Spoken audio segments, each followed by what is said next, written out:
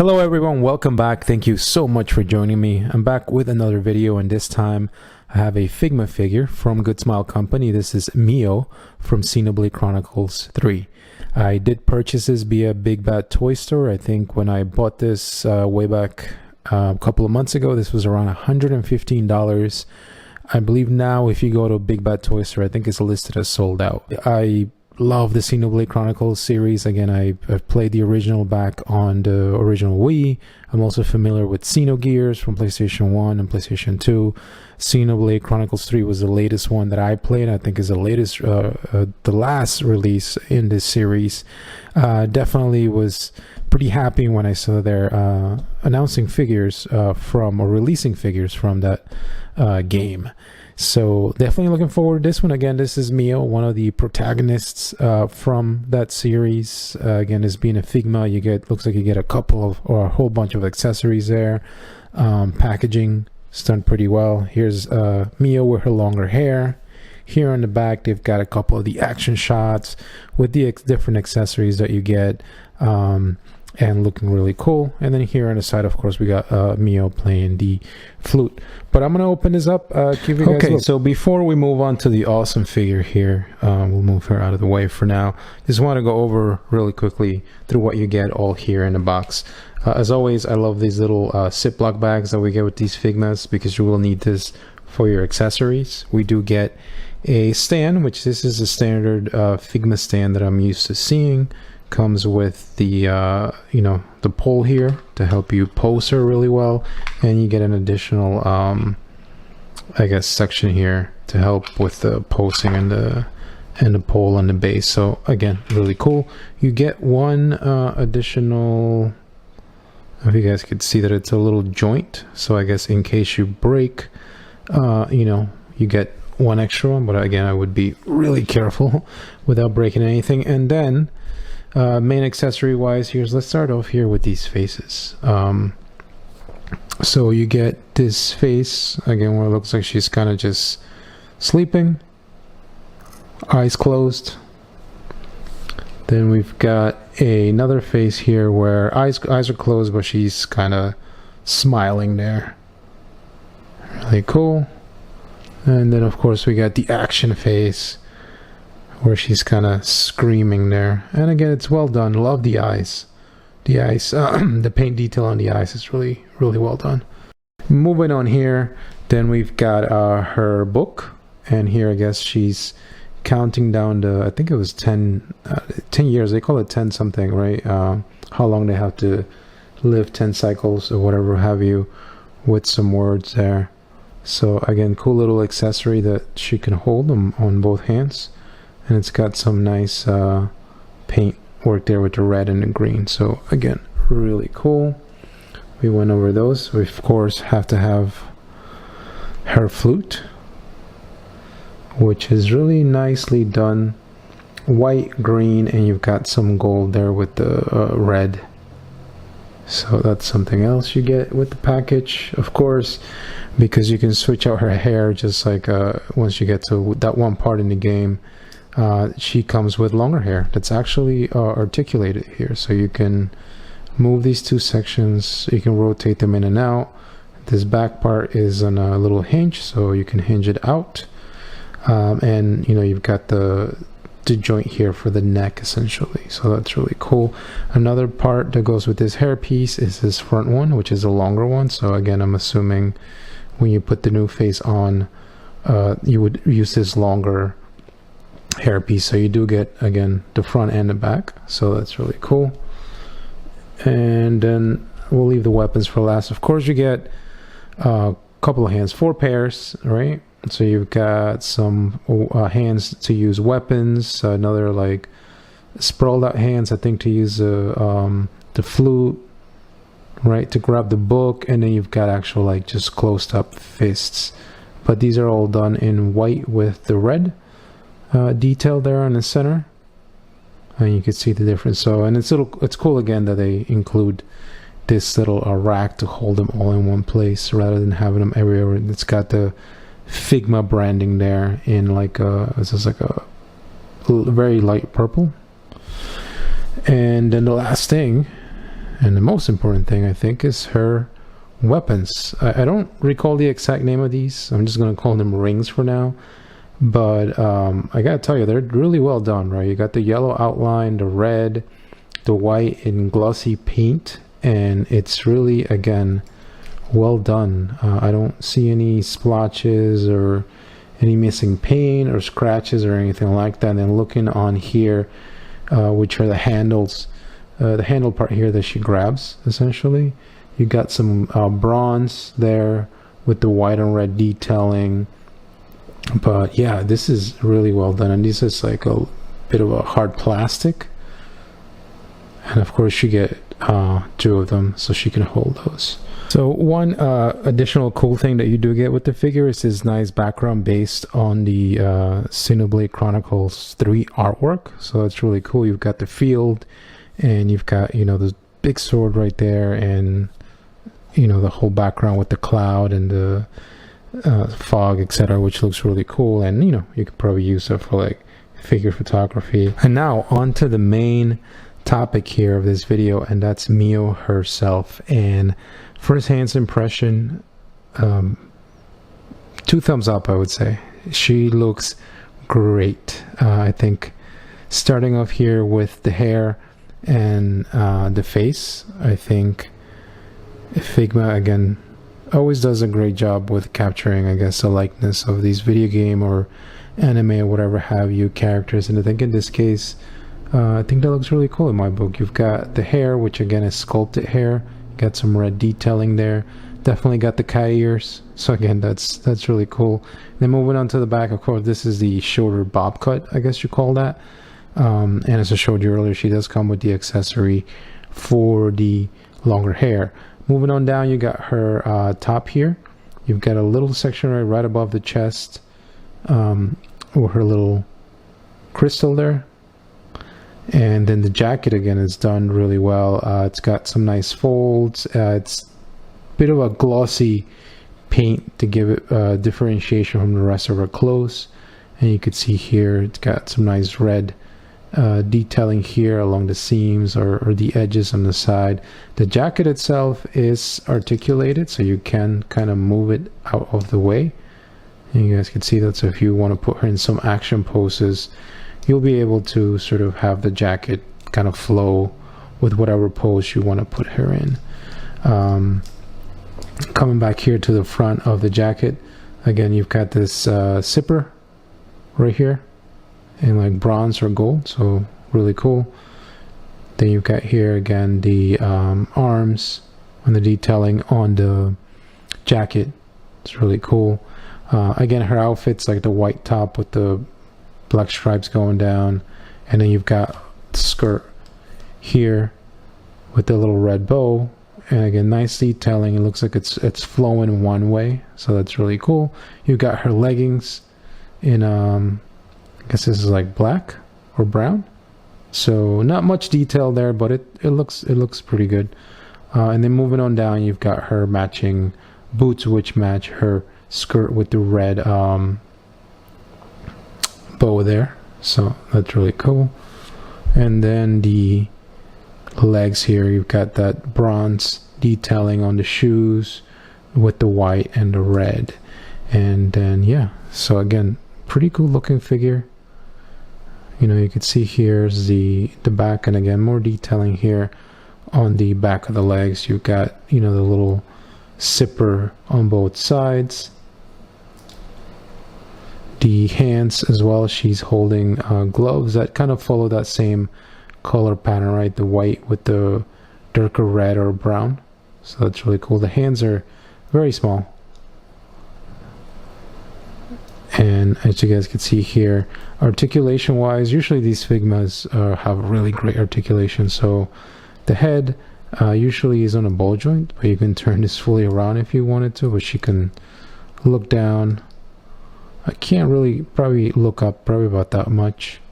The arms themselves do come up all the way, and then that's, you know, where you would use to sort of those ball joints on the jackets on both sides. But these arms you could turn just about fully around, actually fully all the way around. You've got additional joints here on the bicep. Just be really careful because this jacket is sculpted, so these little pieces here are all sculpted. You don't want to end up breaking that. You've got of course a elbow that goes up pretty wide, I would say, there. And then you've got of course the hands here, which can turn fully around and you can move them in and out as such. The whole upper torso here looks to be segmented, so you've got additional ball joint here on the chest, so that'll help you kind of look down or look up. And then you've got of course around the waist, you've got more articulation there. You can turn this not all the way around, but again, I think for this type of figure, I think you'll be able to put her in some great poses. The skirt itself is essentially two rubber pieces, so if you want to give it a bit of a wider stance, it will separate, so it's not just one piece. Just something to keep in mind. And this is soft rubber, right? So if you want to raise the legs up slightly, there is some give here to the skirt. So the legs here are on a ball joint, so when you lift them up, the skirt does have some give, as I said, to, you know, help you. I mean, you're not going to get her legs all the way up because the skirt will get in the way.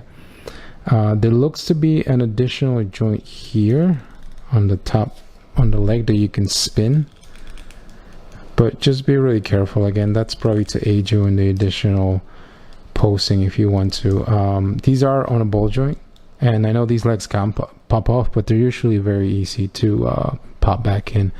The knees here, again, you can get this leg pretty much all the way up, so again, that's really cool. The feet down here, and I think that's it for the knees. Yeah, the feet right here, you can move these up and down. It looks like you can rotate them. Just be really careful with them, you know, you don't want to end up breaking anything. Probably a little bit left and right, and that's about it. But again, you can go up and down, and you've got some toe articulation here, so pretty decent, actually more than enough, I think. That's needed, and the bottom of the shoes are sculpted. They put some detail there anyway, so looks really cool. So overall, it looks like you'll be able to get Mio here in some really good action poses, or at least the poses that they kind of show you on the box. But overall, I'm pretty impressed with this one. I think it's a pretty good figure so far. Just you know, again, first impressions right out of the box. You guys can see her there. I'm gonna switch out some accessories, maybe put her in a pose, and I'll show you guys in a second. And here, to give you an idea, right, of what you can do with the different accessories, I switched out the hand, have her holding one of her weapons there. I also switched out the one of the facial expressions there, right? So now she's more angry, screaming, and of course she's got the longer hair. And switching these pieces out wasn't difficult at all, but they do stay in place once you get them in. So essentially, this was the head, the hair piece that she came with. Essentially, you're just going to take out the front hair piece here, and then that kind of leaves you here. You kind of pull out this tab, and that kind of takes care of that. You can switch out the different expressions, etc. So nothing too difficult there, and it does stay in place, so which is pretty cool there. You guys can see her. So that's her with the longer hair and a different expression, and of course holding her weapon there. One more of Mio holding her book. So I switched out the two for two hands that, you know, are able to hold the book. Switched out the whole expression again, and the hair as well, and sort of have her there reading her book. So looking pretty cool.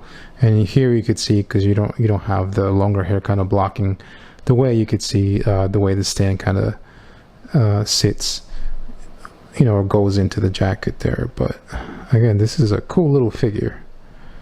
And there we go. That's Mio reading her book. And here's one more pose. So this time I try to get her as close as I could to her playing the flute, which is one of the poses they show in the box, and you can get there pretty close. It actually looks pretty cool. I also switched out her front piece hair to be the proper one that goes with the bob cut, right before I had the longer front hair one. But again, pretty poseable, I gotta say. You know, it looks really nice. Everything thankfully stayed in place. To switch out the hands was fairly easy. I know sometimes pulling the hands out of these kind of sockets can be a bit of a chore because you don't want to break something, and the plastic is a little soft, but nothing, you know, that I don't think would cause any breakage. But again, you can't get her into this pose that's in the game. She looks pretty cool there. And lastly, one more pose, a bit more of an action pose here, with the two weapons, switched out the hands. You know, she's got the little bit of the screaming face there, so looking really cool. The skirt does allow you to get her into some you know, nice action poses. Of course, you can't really do like splits or anything too crazy because the skirt, even though it's soft rubber, it does restrict you a bit, but you'll be able to get this figure in some really cool poses. At least all the ones that are in the box, I'm pretty sure you'll be able to get them all, you know, the ones I showed you there. So, but overall, this thing is really cool. Again, the posability for me is definitely there, at least for a character like Mio. She looks great. A lot of the details that were included look really awesome. The weapons are great. I like the fact that you can switch out the hair for the longer hair like they showed in the game. So again, that's really cool. The flute, the book, all those little accessories. I think to me, my book, I am really happy with this figure. Now I'm hoping they continue with this series. I know they've already announced, I think, Uni, which I have pre-ordered. But I'm hoping they make all the other ones, right? Like Noah and everyone else, at least from this series. If not, maybe they'll go back and do Xenoblade 1 and 2, but I doubt it. But hey, one can hope. But overall, for Mio here, she looks pretty cool. It's a really, really awesome figure. Alright guys, so we're going to wrap this one up. Figure, let's do some quick comparisons. And let's start off with the latest Metroid Figma that I have in my collection. I just got this one recently as well. Samus there. This is the Metroid Dread Figma. She is taller and bigger than Mio there, but I think they look pretty cool together. I guess you could display them both, right? If you're into Nintendo things like I am. So that's the Metroid Dread Figma. Since we're on the Metroid thing, let's go ahead and keep going. This is the Figma from Metroid Other M. This is an older figure that I have in my collection. Not the best representation of Samus, but no, I don't think it's a bad one. So far the Dread one is my favorite. And I also have the Metroid, I think this is Metroid Prime 3, I want to say. At least that's how it's marketed. You can see she's in there in a bit of a action pose, but Samus there is much taller than Mio. Probably it's actually even taller than the Dread one. So just to give you a bit of an idea size wise. There you go. We'll get these out and let's do something that has nothing to do with Figma. I had this True Force Mega Man, which is much bigger than Mio. Could this work if you're trying to do some kind of crossover in your shelf? Perhaps. I don't think this looks that bad. I think the blue complements her white pretty well there. So yeah, I think that could work. So we'll move True Force Mega Man out of the way. And why not some Revoltech. This is Mason Yamaguchi Psylocke from their X-Men line. I love these figures. I only have 3 of them. I have Wolverine and Gambit as well. But and they're great. They look awesome once you get them post up. But the second you grab them, they all fall apart. So it takes me a while to get them into poses. So that's why I tend to prefer Figmas when it comes to articulation and posing. But that's the Amazing Yamaguchi Psylocke there. And then we'll move her out of the way. And then back to Figma here. This is Lucina from Fire Emblem Awakening. And I think these look really cool together there. That's really nice actually. And because we're in the Fire Emblem kick here, why not? Let's move Mio a little out of the way and put in Corrin, female Corrin. from Fire Emblem Fates, I believe, it's, if I remember correctly. So yeah, so that is it. Yeah, so let me know what you guys think. I definitely love this figure. I'm hoping, again, we're getting Uni, or at least it's up for pre-order, which I've already put that in. But I'm hoping we get the rest of the other characters from the game. You know, Noah at least would be nice. But this figure itself, again, pretty cool. Good accessories, a paint's on point. Everything that you get with it, you know, pretty much looks awesome. You can get her into some decent poses. You know, so overall, I'm pretty up on the up and up with this figure here. It's a great figure to add to, I think, anyone's collection, especially if you're into Xenoblade Chronicles. Perhaps maybe this is the only figure you'll get, and I think it works as a standalone as well. I think it's pretty cool. But anyway, that's it for me, guys. If I missed anything, if you have any questions, certainly feel free to leave a comment. Otherwise, if you made it to the end, again, your time is very valuable, and I appreciate it that you made it to the end. Enjoy the rest of your day, and take care. I'll catch you in the next one.